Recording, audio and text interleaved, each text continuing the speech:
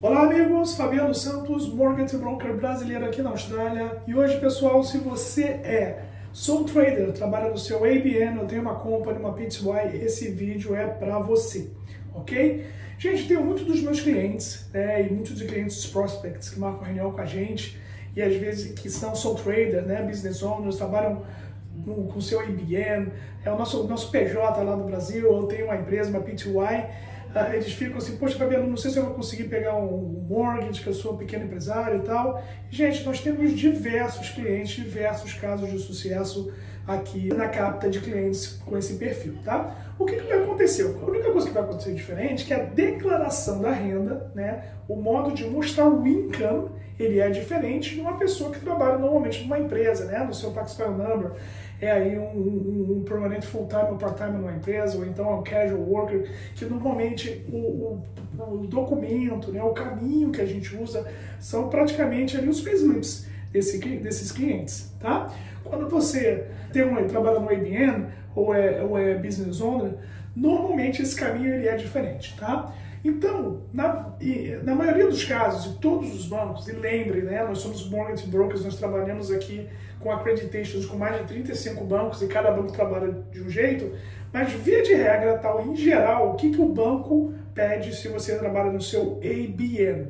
O banco vai pedir os seus 2 últimos tax returns declarados e os seus 2 últimos notes of assessment, tá? O Notice of Assessment é um documento que é gerado diretamente pelo ATO após a declaração do teu Tax Return. Então a gente vai pedir os 2 últimos anos de Tax Return e 2 últimos anos de Notice of Assessment. E o que o banco faz? Normalmente ele pega os 2 últimos anos, se eles forem muito parecidos, ele faz a soma e divide por 2, tá? Esse taxable income que vem do seu Tax Return.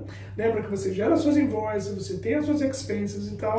Lá embaixo, bottom line, tem o taxable income, e é esse taxable income que a gente vai usar aí para a renda do sole trader, tá? Eu também tenho clientes que a gente faz reunião, ele fala, poxa, minha renda é 120 mil, que na realidade 120 mil foram as invoices que ele mandou, só que aí tem as expenses do business, lá no final sobra 20 mil, tá? Que teve 100 mil dólares de expenses. O income que a gente vai usar para cálculo de borrowing capacity, cálculo de quanto que você pode pegar, vai ser esses 20 mil, tá? Então, a gente normalmente usa essa média dos últimos tax returns. Lembrando, 35 bancos, isso é o normal. Mas a gente também, dependendo do banco, dependendo de quanto você vai dar de entrada, dependendo se você é elegível para algum government benefits, a gente pode trabalhar com o seu último tax return. Tá? E às vezes você pode ter só 1 ano de empresa. Normalmente precisa ser 2, mas em casos especiais, em alguns bancos, com apenas 1 ano aí de empresa criada, a gente já consegue ir e pegar um empréstimo para você. Tá? Então, normalmente 2 anos, a média dos 2 anos. Alguns pedem 2 anos de tax return. E aí, se a gente fizer uma boa explicação, ele usa só o último. E em alguns casos, a gente pode mostrar só o último, desde que você tenha seu ABN aberto aí por pelo menos 1 ano. Tá? Então, esse é o caso aí de sole trader. Se você é business owner, tá? Se você é dono aí de uma PTY, você tem uma empresa, o caminho ele é semelhante, mas aí tem uma série de ifs aí para tentar ajudar, tá? Como a estrutura do business é um pouco mais complexa, do ACN é um pouco mais complexa do ABN, a gente sim continua tendo o caminho 2 últimos anos de tax return, 2 últimos anos de notice of assessment, mas você tem uma company. Então o banco também vai querer ver como é que está essa company. Então ele vai pedir os 2 últimos anos de tax return da company, tá? E aí a gente vai fazer uma análise dentro desse tax return da company, dos seus tax returns, para declarar aí, para a gente entender qual é a sua renda.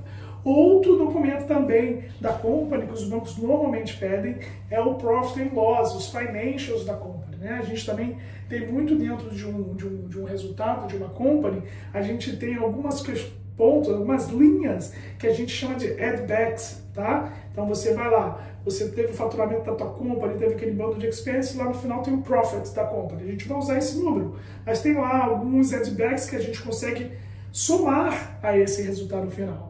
Tá? Como interest de algum empréstimo que tenha no business, também depreciation a gente consegue colocar de volta, logicamente se você se paga algum valor a gente consegue colocar de volta, então enfim, tá? É uma análise mais complexa, mas que a gente precisa analisar esses documentos para entender o que a gente pode colocar de volta ou não e o que a gente pode usar para você. E também, ultimamente, né, alguns bancos aí, de um ano e meio para cá, têm facilitado também a vida dos business owners, desde que você tenha a sua companhia aberta aí há um ano e você se paga salário, gera payslips para você mesmo, há pelo menos 6 meses, e você consiga comprovar em alguns bancos, às vezes nem pedem, mas você consiga comprovar que a sua empresa está ok, os bancos normalmente nem pedem a documentação, tá, da empresa, a gente só informa que a empresa está ok, eu pego a carta de um contador, tá, e a gente consegue trabalhar com só os 6 últimos meses de payslips que você se paga. Entendeu? Você pode estar na company, você pode se pagar salário, gerando payslips, depositando ali tudo direitinho, superannuation, pagando tax. E aí, se a gente não quiser, né, ter todo o trabalho de mostrar company, né, tá meio bolado ali aquela declaração dos financials da sua empresa, você se pagando salários por pelo menos 6 meses, a gente consegue ir só usando o seu salário, tá? Via de regra, lembrando, né? Então, normalmente, 2 anos de financials, mas a gente tem aí algumas alternativas de usar só o último ano, né? Fazer a média, mas aí, normalmente, aí, em alguns casos, a gente consegue utilizar 6 meses, caso o business owner se pague salário, ok? Outros casos também, vamos ver que você tem um ano aí que você fez aí o seu tax return, a empresa estava começando, tá? Então você não teve muito lucro, a gente pode usar, se a gente está ali sei lá, em abril, em março, a gente já tem um BAS Statement do primeiro trimestre aí do ano, a gente consegue mostrar para o banco esse BAS Statement que tem aí informações mais acuradas da realidade da tua empresa, para a gente estar utilizando, te ajudando também aí no seu income, no seu growing capacity. Qual é o melhor caminho, Fabiano? Eu vou de payslip, eu vou de 1 ano de tax return, eu vou de 2 anos de tax returns, eu vou usar o PNL? Depende. A gente vai conversar com você, cada caso é um caso, e aí a gente vai entender se o melhor caminho para você é só pelo salário, o melhor caminho é usar toda a documentação, isso vai depender da situação da tua empresa. O que a gente sempre quer dizer para vocês é, antes, se você é business owner ou trabalha no seu IBM e quer comprar um imóvel, marca uma reunião com a gente. Marca uma reunião com a gente para a gente entender como é que estão os teus financials, que se tem alguma coisa para a gente ajustar, para você melhorar, né, fazer mais accurate a tua declaração de tax return junto com o seu contador na virada do próximo ano fiscal. Tá bom? Então esse é o meu recado para vocês. Se você é business owner, trabalha no IBM, tem saída para você sim, conversa com a gente, nós somos especialistas aqui em achar soluções aí para business owners e sole traders. Marca uma reunião com a gente pelo www.capitalfinancial.com.au, que será um prazer conversar com vocês. Tá? Um abraço para vocês e até o próximo vídeo. Tchau, tchau!